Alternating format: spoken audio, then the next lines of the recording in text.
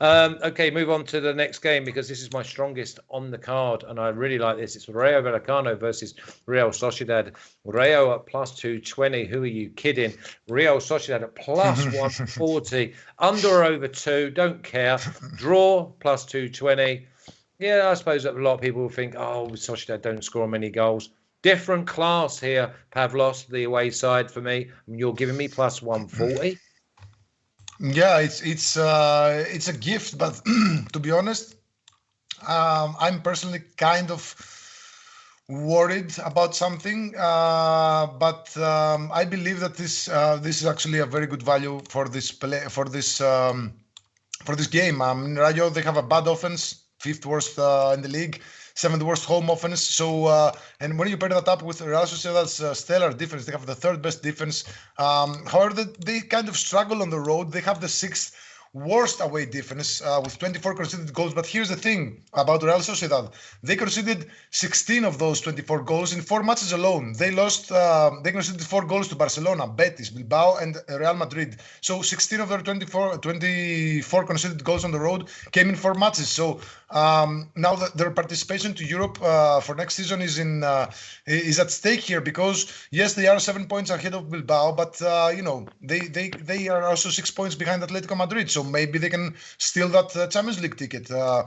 So this is a match where I just don't see a lot of goals. I mean, a maximum of 3 goals. So the way I see it, this is gonna be like a typical Real Sociedad fashion. Like a win 1-0, 2-0, 2-1 tops. If we see 4 goals here, I'm gonna be really surprised. I was close, Pavlos, to taking the plus 170 on Rayo not scoring. I thought this was a Sociedad 1-0, 2-0.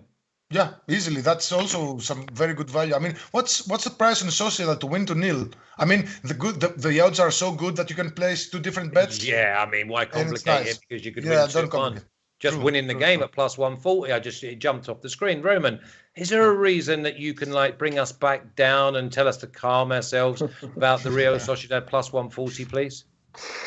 Well, not really. The best I can give you is that finally in 2022 they got a win and actually got 2 in a row against 2 Catalan sides. But curiously, instead of at home where they were so good last year, it's been away from home where they got those 2 wins, 1-0 against Espanyol and 1-0 against Barca. So I guess maybe they think they might be on a bit of a roll, but at the same time, those 2 results now mean that they're practically safe from relegation.